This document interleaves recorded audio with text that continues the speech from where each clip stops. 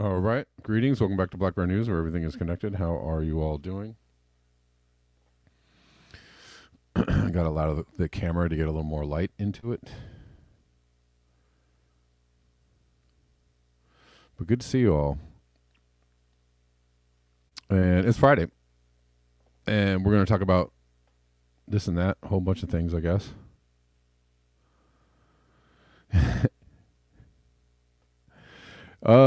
It's, you know, the news about Trump is interesting. Yeah, North, you're right. You're right. There's hypocrisy on both sides for sure.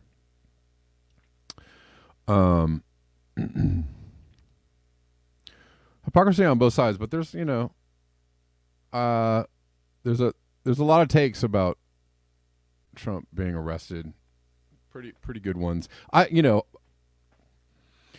really do think that they are trying very hard. You know, you might think the opposite if they indicted Trump, that they're trying to take him down, but I actually think that they're trying to get him elected. I actually think that they really, really want Trump to be president 2024. But this is just, you know, another stone in the path of driving people mad, driving people insane with, you know, political shenanigans. I mean, you know, if you don't like Trump, I get it. There's not a lot of reasons not to like Trump. There's a lot of reasons not to like Hillary Clinton. So I don't like either one of them. And the thing that they're bringing up Trump on is interesting too. I mean, you know, there's hypocrisy all over the place because, you know, they're bringing him up on a,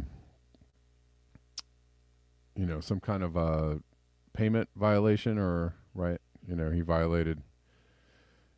It's not a campaign finance law, is it? Trump derangement syndrome is the real pandemic. It is. It actually is. Trump derangement syndrome is the thing that is driving pretty much all of the news and all of people's emotions these days.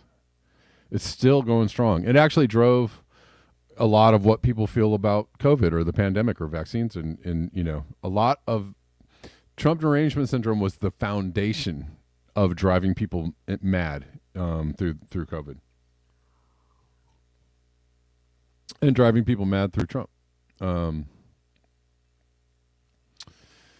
And, you know, supposedly he was a Russian agent. Supposedly he was, you know, he was impeached twice.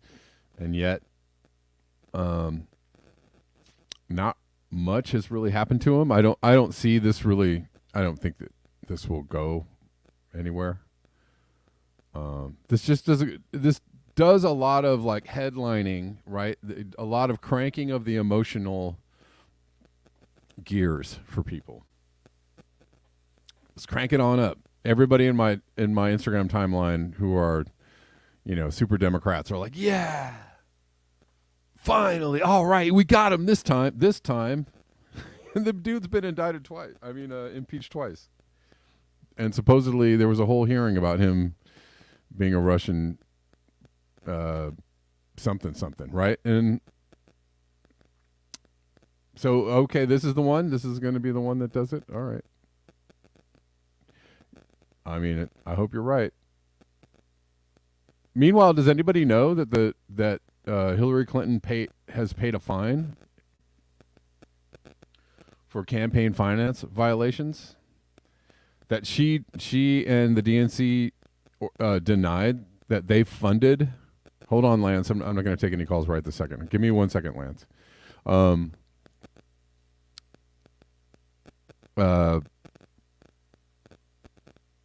Y'all, they denied that they funded the Steele dossier, and then were found out too. They did fund the Steele dossier, and did she go to jail or was she indicted? I mean, they paid a fine. It kind of speaks to some guilt there, right? They paid a fine. She was guilty of that.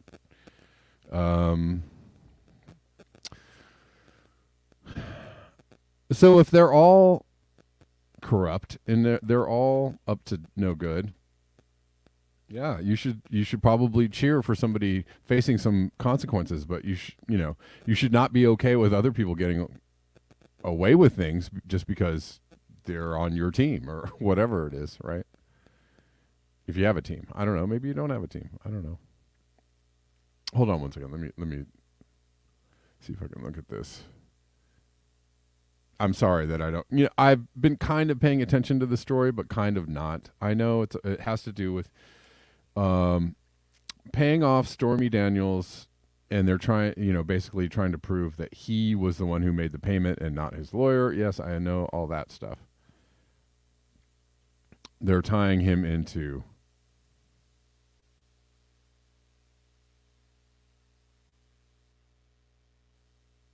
some kind of illegal payment, right?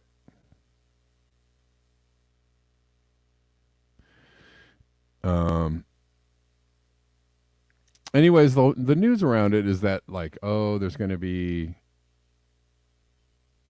violence, and there's going to be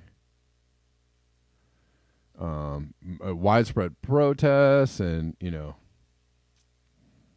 right, there are some people on one side that are cheering in the social media streets, and other people on the other side that are like, that's it, this means war.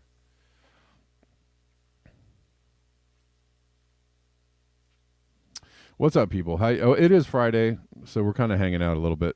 I hope Lance left because I wouldn't take his call. I will take some calls today. It's a Friday. I will take some calls. Just don't call me in the first 3 minutes of the show. I'm trying to kind of, work into it. Okay.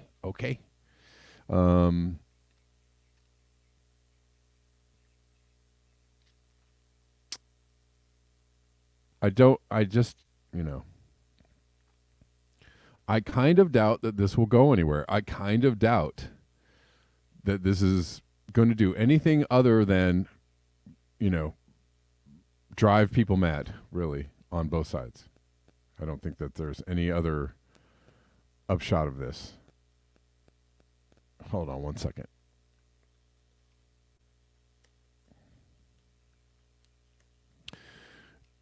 I mean, I don't know. I believe George Bush and his administration, committed pretty obviously war crimes. And there's no, we're going to arrest him for that. There's no, we got him on something. We're going to get him. Obama committed war crimes. There's no, we're going to get him on that. No. I mean, Trump committed war crimes, but we're not, they're not getting him on that, right? Because they're not really getting him. They're not really trying to get him. Just so you know.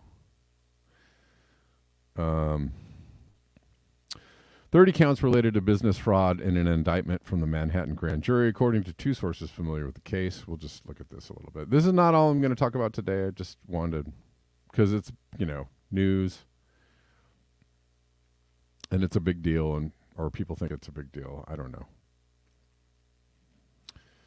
The first time in American history that a current or former president has faced criminal charges. So what about Nixon? Was what Nixon did worthy of criminal charges? Nah. We pardoned him. Why is there no presidential continuity of government thing going on with Trump? But there has been from every other president, right? President Ford, is Nixon gonna see criminal charges? No, he's gonna get a presidential pardon. Jimmy Carter? Yeah, no, he's cool. We're good. Obama, is George Bush going to be brought up on war crimes or criminal charges? No, I think we're just going to move forward. I mean, you gotta be some kind of special that, like, oh, this time he's going down and he totally deserves it. He really deserves it this time. He really deserves it. This guy is the bad guy. He's the worst guy that ever was. And he's the one that deserves it. And he's going down for all his corruption. Trump derangement syndrome is alive and well. Because nobody else has done anything that deserved any criminal prosecution. No, nothing. Okay. Creative experiments. The walls are closing in. The walls are closing in, right? That's a famous supercut of all the CNN anchors. Here it comes. The walls are closing in. He's going down. This is professional wrestling, by the way, because he's not going to go down. They actually really, really want him to win in 2024. I think that's actually the plan, and that's the end game right there. Because if you have Trump brought up on crimes, people are like on both sides are going nuts, going crazy. He still is in the presidential election. He's actually elevated on the right now because of this. He's seen as a martyr or something, whatever. He's really a hero, going up against the deep state, blah, blah, blah, blah, blah. They're out to get him. The deep state's out to get him. Whatever. Osama says, I don't consider myself deranged if I believe in equal justice. Yes. Right. Clinton Foundation and Uranium One. Right. The Clinton Foundation is has a long litany of criminal activity. Yes, Uranium One, which is the selling of uranium mines to Russia. But when Trump wins the presidential, the presidency, somehow he's a Russian agent. Okay.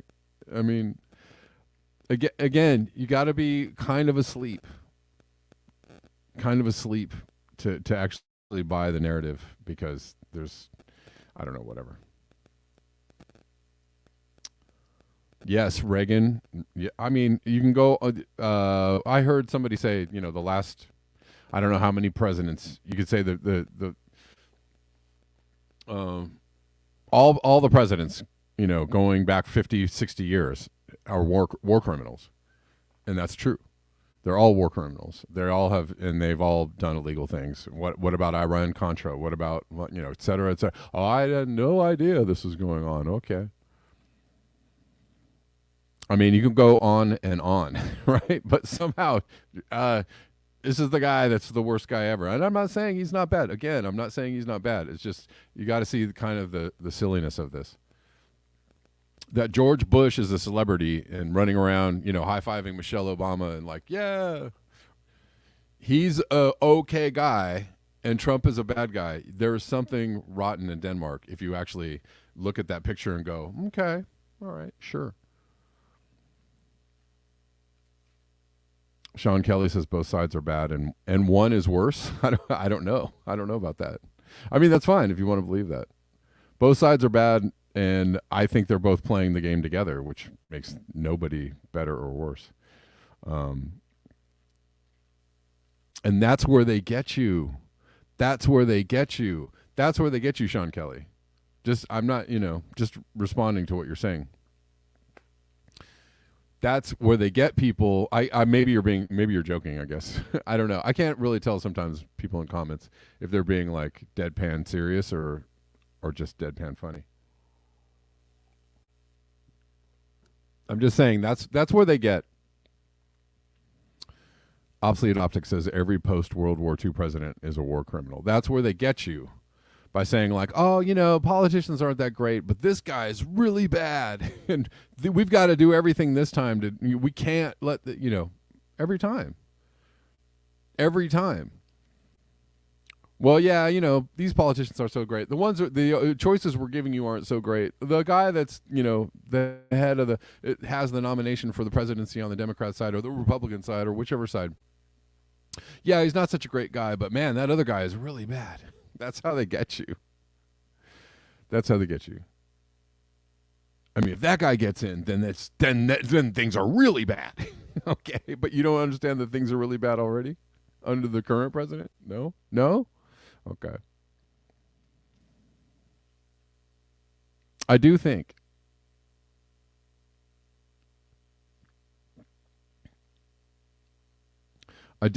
oh no sir. No. I do think. I actually don't think that they want, Biden I don't think Biden's going to make it. Or he's barely going to make it into the election or through the election, and he probably will make it through, into an election, but I don't think that they want Biden to come back. And I think they're perfectly happy. Not only happy, but I think that's the ultimate goal, is to get Trump to at least have Trump right in there in the election to drive everybody absolutely insane. And it'll do it. That'll do it. It'll work. Because everybody on the left is going to be, what? I thought he was going to jail. No way. We can't have oh my God, we can't possibly have this. Right? You'll have, endless TikTok and Instagram stories about, I woke up this morning and I can't, blah, blah, blah, blah, blah. But I'm seeing it already on Instagram. People are like, yes, here it comes. I was like, okay, you guys. How many times did you do this in the past? You guys don't know? This is still a fount of emotion for you? Every time he was supposedly impeached, every time he was brought up on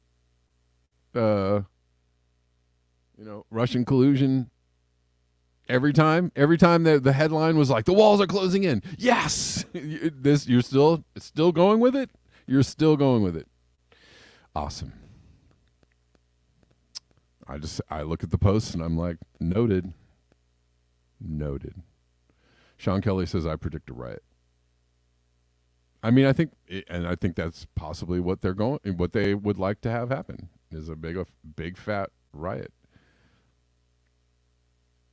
A big fat riot. Right? That would be just the bestest thing ever.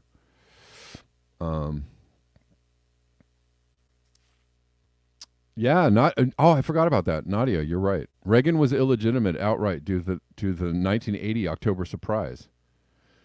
Nixon due to the Chenot affair. Bush Jr. due to the illegitimate SCOTUS intervention. Right. There's rigging to push things to the right. Exactly. Absolutely. Yeah. Right. How quick you forget, about. And now you're an election denier if you think elections are rigged. Belly laugh on that one, because everybody has historical amnesia. Nobody can remember the 2000 election. Yeah, I forgot all about 1980. Mm-hmm. Yep. And how is that for a conspiracy, an actual outright conspiracy? Right? That they use the hostage, the Iranian hostage situation, as a political football, and it got Reagan elected. Yep. And everybody was like, okay. Okay, all right.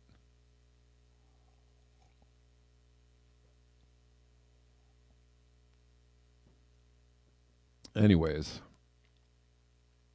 it's some news.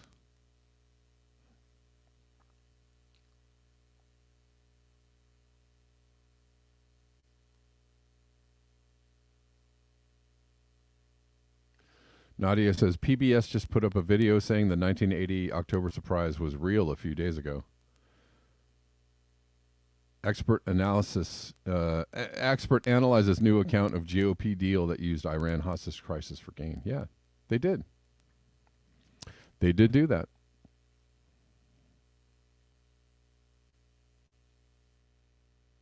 Yeah, no, Schultz, I've seen that one too about Bill Clinton and his illegitimate black son. Yeah, I've seen that one. I mean, yeah. Not, not unbelievable. But it's funny. It's funny and it's sad. It's sad because a lot of people are going to take this, are not going to see the actual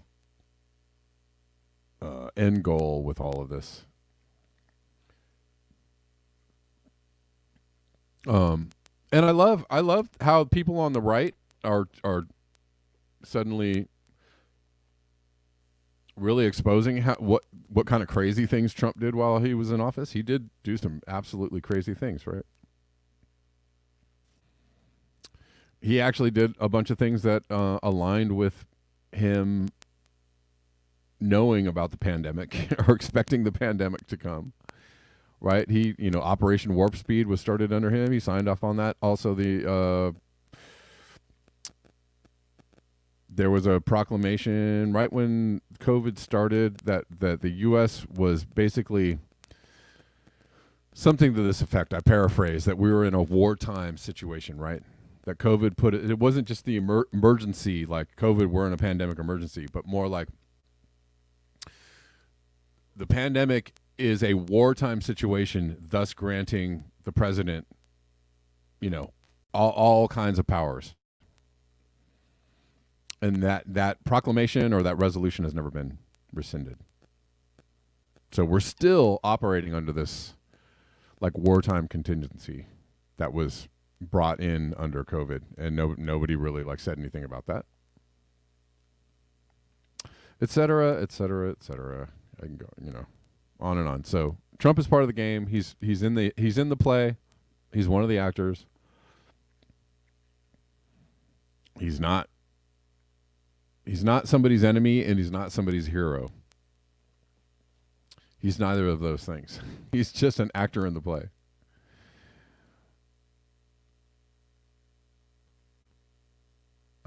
And a very useful one, right? What's up, Rockfinners? How you doing? DB Cooper says war criminals versus horror criminals. Yeah. Oh, I forgot to say a really good way to support the channel is at buymeacoffee.com/blackbearnews. If you enjoy this channel, I do spend much time out of my day bringing this to you.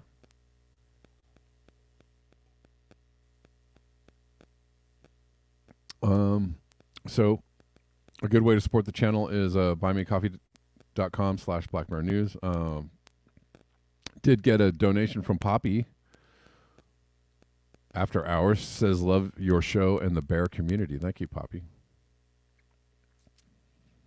Also Venmo, Cash App links are in the description box. Also Rockfin tips, greatly appreciated. I think I got a Rockfin tip yesterday, but I don't know who it was from, so I apologize. But somebody left me a Rockfin tip yesterday. Thank you.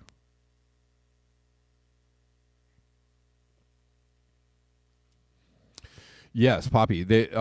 Congress voted on the presidential power COVID emergency thing yesterday or recently, 3 years after implemented. Yeah, I don't know if that's the same. It might be the same one. It might be the same resolution.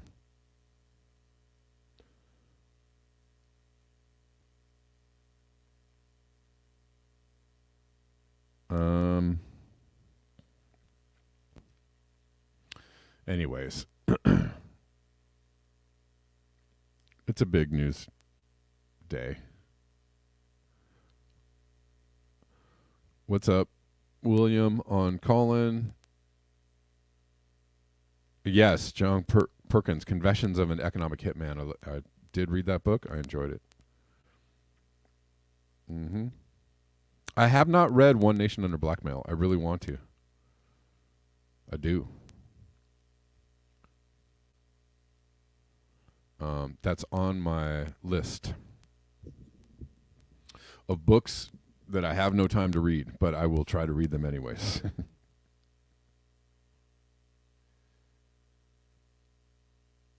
NATO's secret armies? Okay.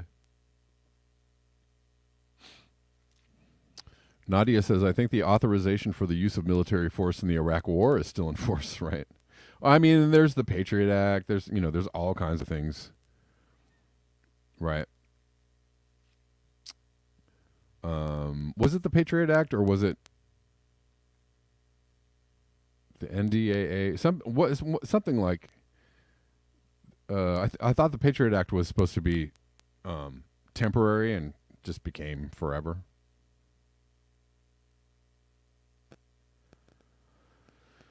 Yeah. Oh, thank you so much, DB Cooper.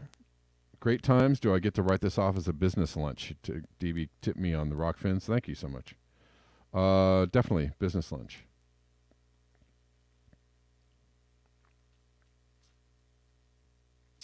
I am down to take some calls today. It's Friday. I just, sorry to Lance. I just didn't want to take a call in the first couple minutes of the show. But the lines are open on call-in if somebody wants to call in. Because we're kind of just kicking things around today. All right, what's up, William? Oh, hold on, William. Give me 1 second, please.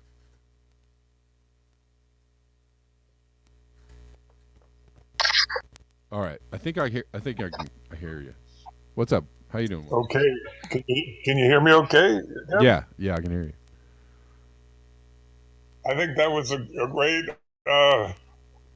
repertoire of the crimes of USA Incorporated. I think we covered quite a bit of them. Oh yeah, absolutely. It's where do you? Well, at least we're talking about it, and we know what's going on. What do we do about it? I don't know, because the courts are nothing but a sulfur pit, drain pit for all of them. When was the last time you saw one of the politicians or banksters, career criminals, actually be charged with a crime other than Bernie Madoff? I'm just trying to remember. You know what I mean? Yeah, no, I don't. Yeah, right. He was just a, I guess you can call him a patsy. Yeah. He was just, someone to say, well, yeah, this guy is really, bad, but, that's what happens from time to time, that, somebody is publicly kind of does the walk of shame. Yeah, of course, because who was running his finances? Was it Goldman Sachs who he was running all the financial finaglings through? I'm trying to remember. I don't know if it was Goldman. I think it was Chase. Was it Chase? I think it was JP Morgan. Yeah. One of the career mobsters, oh my God, yeah. It's a legal mafia, Kev. It's a political, legal, corporatocracy mafia. I mean, what else can we call it? Right. Unbelievable. Right. And then you go into court and you're like, hey, what about equal under the law and the Declaration of Independence, the Bill of Rights, my constitutional rights and due process? You might as well be talking about Santa Claus or friggin', the Easter Bunny. I mean, literally, it's friggin' unbelievable. Well, yeah. Nadia, also Bernie Madoff had some old money investors too, like European. Wow. He had a lot of people from all over. Right, and he, I think he conned some of the wrong people out of money too. I think that. Oh, well, I bet he did. Oh, and then Obsolete Optics is bringing up Enron, and remember that the Enron was still a case in the 90s, right? And so there was in 9/11, a lot of the evidence surrounding the Enron case was destroyed. Oh, dang! How did that happen? The Pentagon was hit. The Pentagon was hit 2 days or 1 day after Donald Rumsfeld said they'd lost $2 trillion, and I believe the Pentagon was also hit somewhere where they store the evidence of any financial things. I mean, it's just these are coincidences are crazy, right? The Bush Yeah. Jr. family was heavily mixed up with Enron. Exactly, Nadia. Exactly, Mhm. exactly. That was a very deep scandal.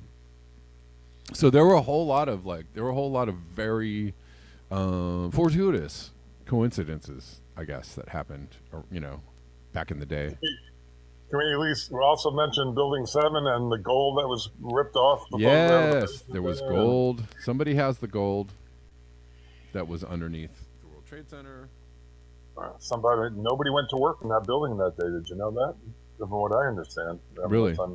Yeah, that's what I get. They're all tipped off ahead of time. Yep. Yep. Not to mention, hey, what happened to NORAD?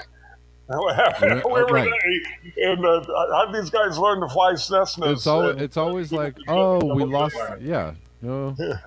We were doing a drill. We lost the tapes. We lost the website went down.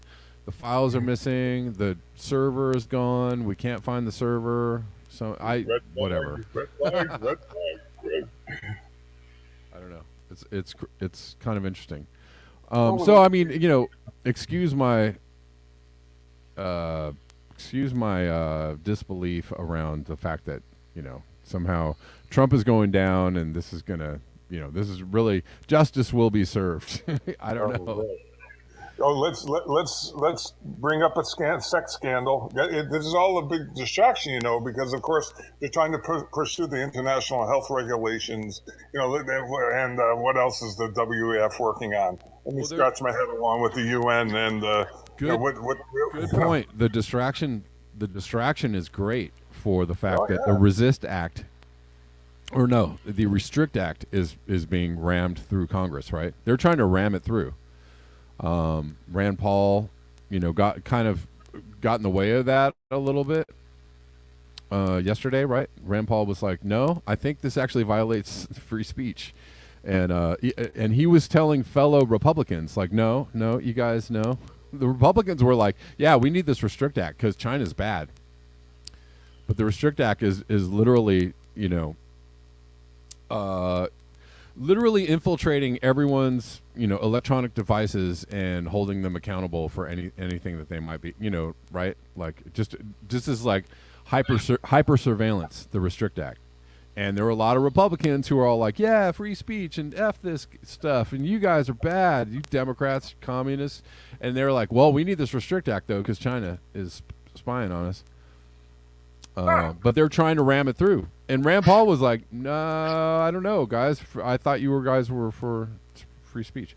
But, like, yeah, they're trying to ram the Restrict Act through, and this is a good way to, get everybody to look over here. Look over here. I didn't know about that. Oh, shoot. Look it up. It's 686 is the number of the act. I think I don't know if it's R686 or I don't know what it is. But look up, go to congress.gov and look up the Restrict Act, and you'll find it. And maybe send a tweet or write your congressman or your senator, and I don't know, do what you can to let people know that this is a very, very bad thing. Wow, the propaganda never ends, and in front of the cameras, the Republicans are all about free speech. We had to have Twitter files, Matt, hey, let's have the congressional subcommittee hearings and blah, blah, blah, blah, blah. And meanwhile, they're trying to backdoor the Restrict Act through on top of everything. Yeah. Holy shit. Osama says the Restrict Act must be stopped, and that's absolutely right. Like, go do whatever you can. Wow.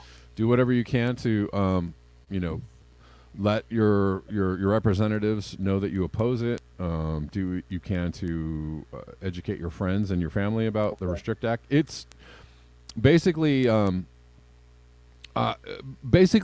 allows the government to infiltrate like all of your devices. Your routers. They have access to all of your devices, and if you use a VPN to access a banned app, you can get 20 years in prison or $250,000 fine. Like, that's wild. So if you use a VPN to access, maybe a banned TikTok or RT or some other website or app, you can face 20 years in prison. Oh my God. Yeah, it's nuts. It's absolutely nuts. And wow. Yeah, it is not cool. Got a super chat on YouTube. Thank you, Tor. Says a little cheeky 25 Dolores. Thank you. Appreciate that. See, we thought the Patriot Act was bad. I didn't realize they. Yeah, no, it's like a steroids. I mean, look, they're already. You should already know they have access to your cameras. They can use your cameras. They can spy on you. They can collect all your metadata. They can they're recording you. They can get you 10 ways to Sunday. But the Restrict Act just ramps it up even more, right? And makes it pretty much out in the open, right? Like, wow. we are gonna watch everything you do, and everything you do is available to us on the internet, and that's what we say, and that's how it's gonna go, right? Basically, that's what it says. And it violates a whole bunch of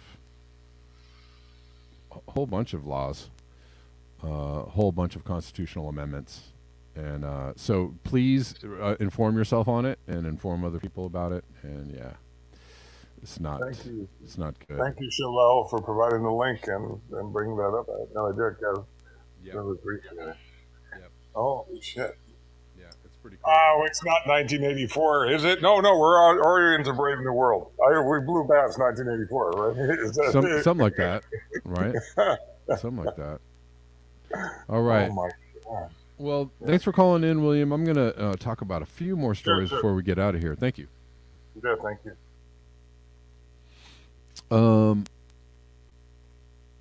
Let's see.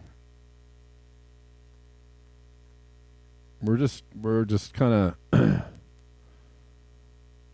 Oh, I wanted to play this because this is great. This is from My Dinner with Andre. You guys ever see that movie? I mean, it's a dense the conversation, everything that's said. I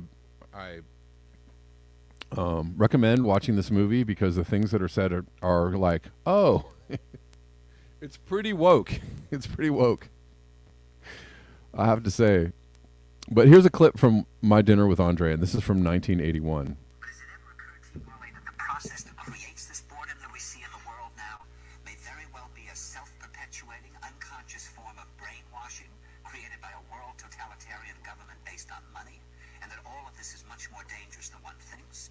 And it's not just a question of individual survival, Wally, but that somebody who's bored is asleep, and somebody who's asleep will not say no. See, I keep meeting these people. I mean, just a few days ago, I met this man who I greatly admire. He's a Swedish physicist, Gustav Bjornstrand. And he told me that he no longer watches television, he doesn't read newspapers, and he doesn't read magazines. He's completely cut them out of his life because he really does feel that we're living in some kind of Orwellian nightmare now, and that everything that you hear now contributes to turning you into a robot. And when I was at Findhorn, I met this extraordinary English tree expert who had devoted his life to saving trees. He just got back from Washington, lobbying to save the redwoods. He's 84 years old. He always travels with a backpack because he never knows where he's going to be tomorrow. And when I met him at Findhorn, he said to me, "Where are you from?" And I said, "New York." He said, "New York, yes, that's a very interesting place. Do you know a lot of New Yorkers of you talking about the fact that they want to leave but never do?" And I said, "Oh, yes." And he said, "Why do you think they don't leave?" I gave him different banal theories. He said, "Oh, I don't think it's that way at all." He said, "I think that New York is the new model for the new concentration camp, where the camp has been built by the inmates themselves, and the inmates are the guards, and they have this pride in this thing they built. They've built their own prison, and so they exist in a state of schizophrenia, where they are both guards and prisoners, and as a result, they no longer have, having been lobotomized, the capacity to leave the prison they've made, or to even see it as a prison." And then he went into his pocket, and he took out a seed for a tree, and he said, "This is a pine tree." He put it in my hand and he said, "Escape before it's too late." See, actually for 2 or 3 years now, Chiquita and I have had this very unpleasant feeling that we really should get out. And we really should feel like Jews in Germany in the late 30s. Get out of here. Of course, the problem is where to go, because it seems quite obvious that the whole world is going in the same direction. Ooh. Ooh, if that isn't a chilling blast from the past.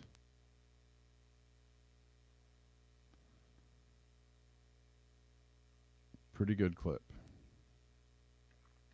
Yep.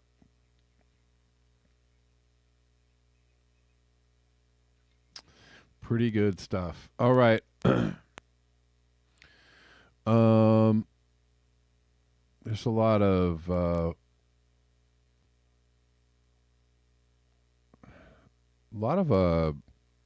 well, weather extremes, to say the least. But before we get to the weather extremes, Peter Dines says it's absolute madness to continue developing megacities in the deserts of the western U.S. I mean, come on. The water resources that supply Vegas and other cities are disappearing rapidly. It's competition for which will be abandoned first, Salt Lake City, Phoenix, or Vegas. And this Justin McAfee is working on a project about Las Vegas and urban sprawl. And let's listen to him talk a little bit about this. Behind me here is the city of Las Vegas. And south of Las Vegas towards what's called Prim, it's the state line, California and Nevada. Development is just going to sprawl all the way down to California. We're talking about a new airport. We're talking about golf courses and strip malls and housing developments and a bunch of warehouses. And I'll show you behind me. This is the area that I'm talking about. And I'm out here today to show you what's at stake.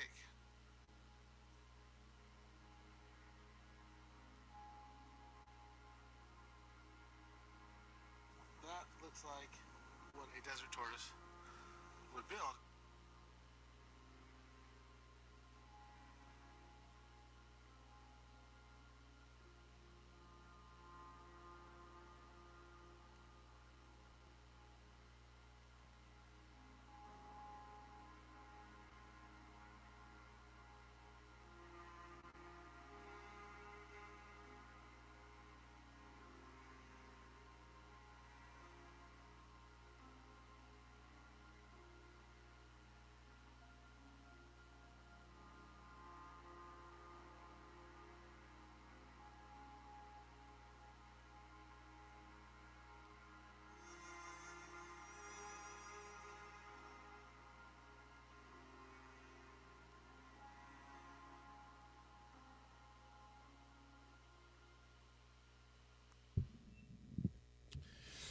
Yeah.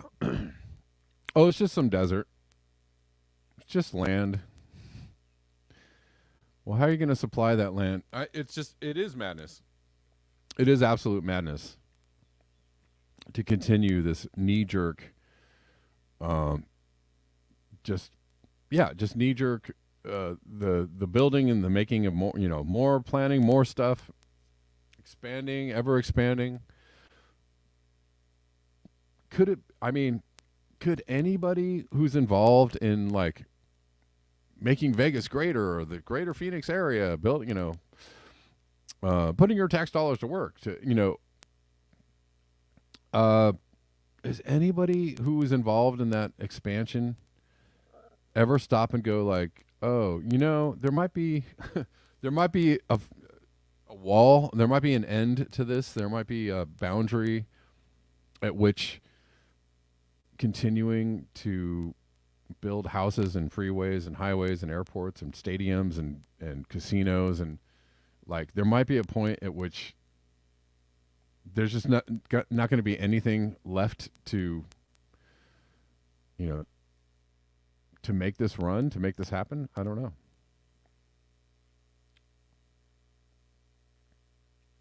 It is madness. And nobody ever involved in all of these projects ever goes, well, maybe we should stop.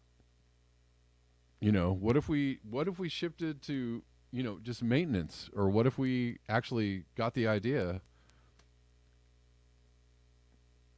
that,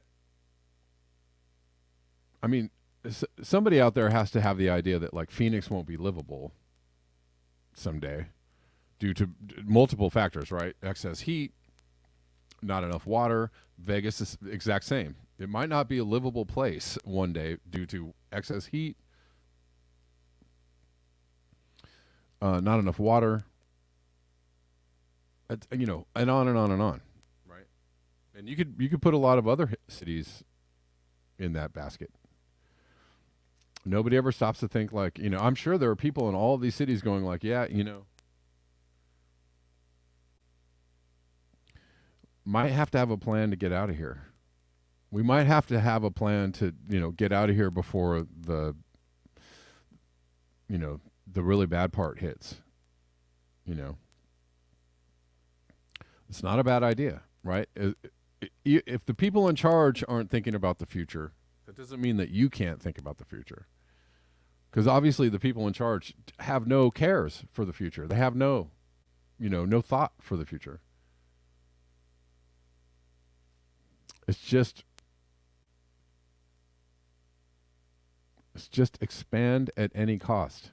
Expand, cost be damned.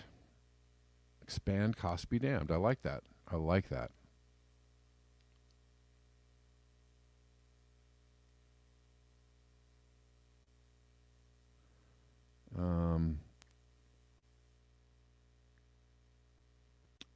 And beyond the, beyond the they have a depopulation agenda or whatever. Beyond all of that, beyond the, they're all Malthusian eugenicists and stuff. Beyond all of that, that aside, contemplate the idea that maybe, left to our own devices, left to anybody's own devices, that maybe there's a line at which people might go, okay, do we need, more of this stuff?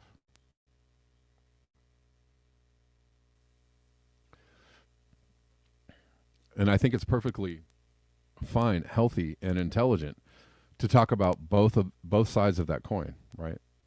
You could say, the people in charge, they don't care about you. They don't care about your life. They don't care whether you live or die. And we could debate whether there is a depopulation agenda or not. I mean, you're selling off Italy-sized pieces of the Gulf for oil exploration. Does that denote that anybody thinks there's going to be less people to sell that oil to? Come on, man.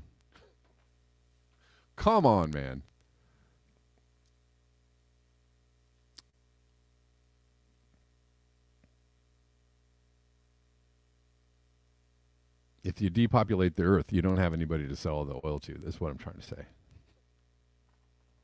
The oil or any of the other things that the oil brings you. You don't have people to sell Teslas to. You don't have people to sell, grapes from Argentina to. You don't have anybody to sell all this stuff to. So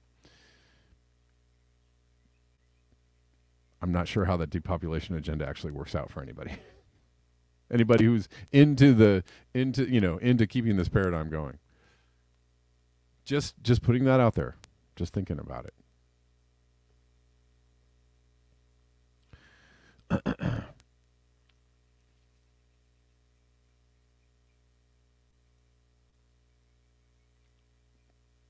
And on the flip side of that,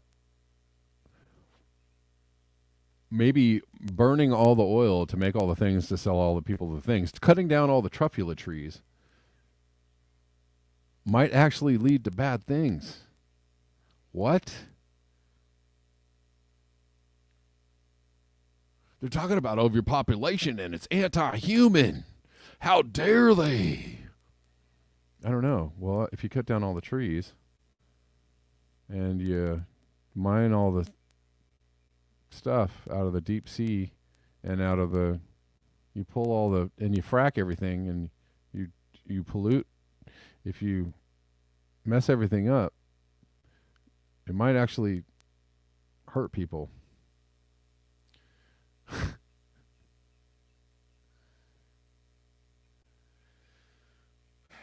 You can't have that thought? You can't think about that one? Nope. No? Can't even think about it? Can't consider it? No? You mean somebody with a big old scientific mind like you? No?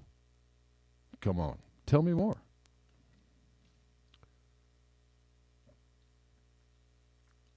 Steve Breedlove says depopulation isn't an agenda, in my opinion. It's a fact of running up against the limits to growth and consequences of our destruction. Yeah. Exactly. Exactly. That doesn't mean that they don't care if you are cannon fodder.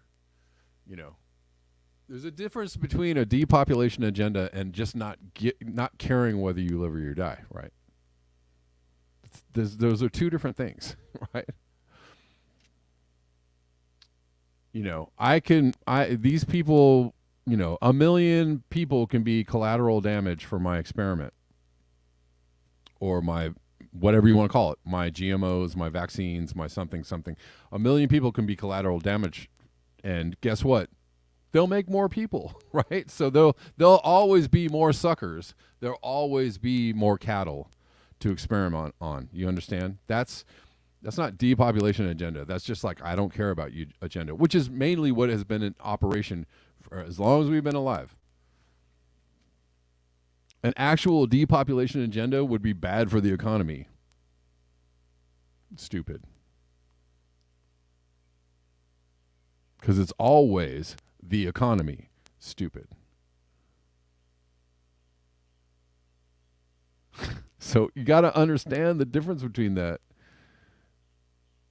You got to actually think that one through. Please.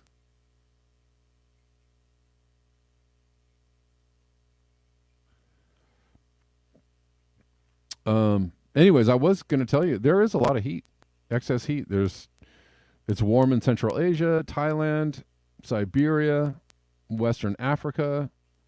Meanwhile, California has the largest snowpack in recorded history.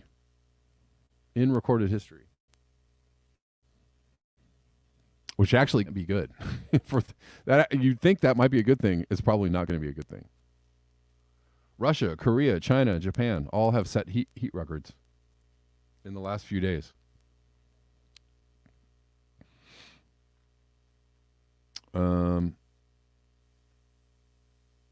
Before I go, let's look at this I was just talking about GMOs.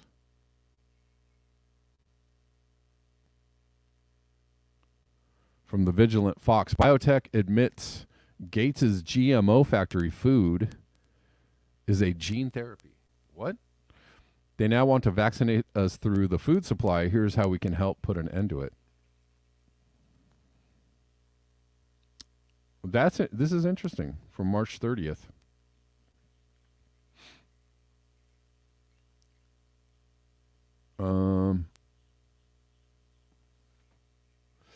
This has been a monumental week for the truth and freedom movement in our ongoing war against the WEF, CCP, Gates Foundation, etc. Here are just a few highlights. I had an opportunity to get incredibly important information about the DoD involvement with the creation of SARS-CoV-2 and the vaccines on the official record.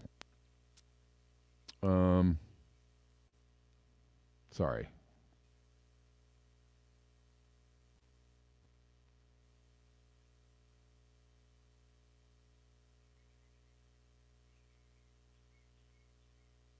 So, sorry.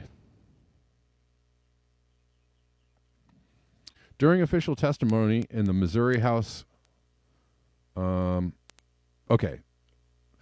1169 in Missouri would require disclosure of any product that would produce impacts on the human body similar to a gene therapy drug, as well as requiring informed consent. Disclosure to include all risks and benefits, including adverse events of special interest. The language of the bill can be found at blah, blah, blah. Naturally, Big Pharma and their associates oppose disclosure and informed consent. During official testimony in the Missouri House on the bill, the lobbyists for biotech and Wash U, I believe in Missouri, went on the record to admit that GMO foods do in fact impact people's genetic code. Say what?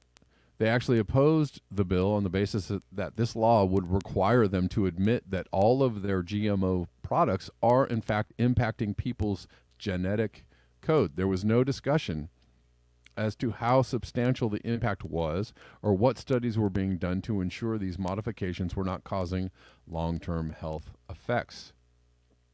Wow. This shocking admission is critical in light of the Gates Foundation WEF push to begin producing all meats and dairy products in factories. If a basic GMO food can cause modification of our genome, what could an entirely manufactured food do? Further, do we trust the same people to ensure these products are safe and effective that told us the COVID vaccines would stay in the injection site, have minimal side effects, and prevent the spread of COVID, despite admitting to the European Union that they had never studied the vaccine's ability to stem the spread of COVID? Right? Also in this testimony, Rentz was able to discuss the DMED data, DOD involvement with the development of COVID, the DOD involvement with the COVID vaccines, and much more. Okay. But that's pretty wild, don't you think? Given that 2% of our genome is understood, much of the rest is known as dark genome because its purpose is not known. How do we know what the health impacts of the modifications of these unnatural substances are having? Is or are any of the engineered foods we are being fed being designed with the intent to modify human genetics, and if so, how?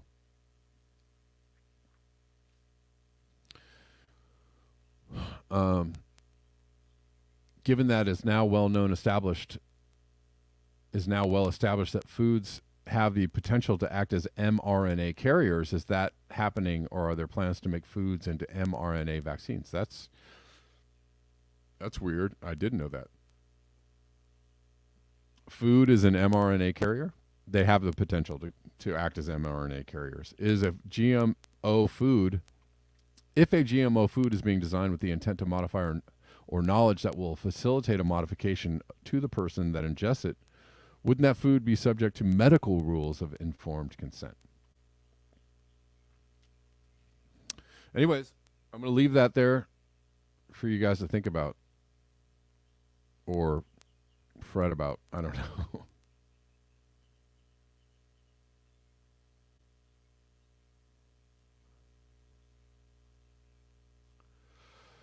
Anyways, all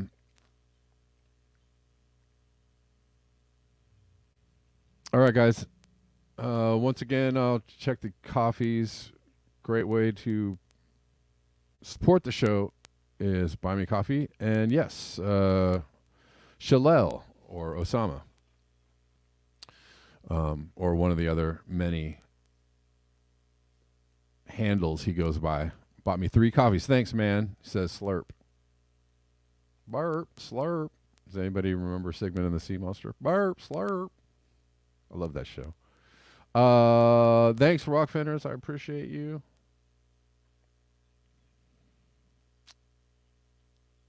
Yep, Denver. And don't forget about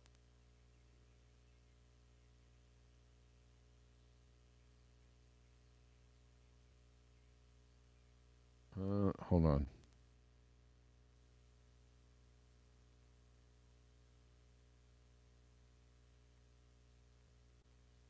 Oh, you got too many things that were really good to read on COVID, man.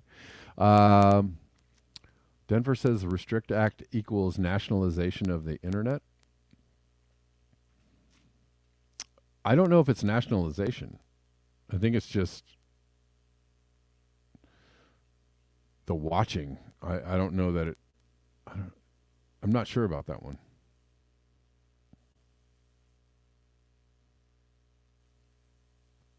I'm not sure about that one. I'll have to think on that. All right, there are other ways. You can support me at Patreon/Black Bear News, and there are other ways to support the show as well. All right, guys. I'll read one more from Poppy. Serious adverse events of GM consumption include mortality, tumor, or cancer, significantly low fertility. There's also a new thing out on COVID vaccines and miscarriages and fertility. Decreased learning and reaction abilities and some organ abnormalities, no biggie. All right, guys. That does it for me. Thank you so much. I'll see y'all. You know what? Tomorrow's 50-50 whether I'm going to be here or not. So just letting you know, I will, if you see a show, I'll be here. Okay. If I don't see you tomorrow, I will see you on Sunday. All right. Peace out.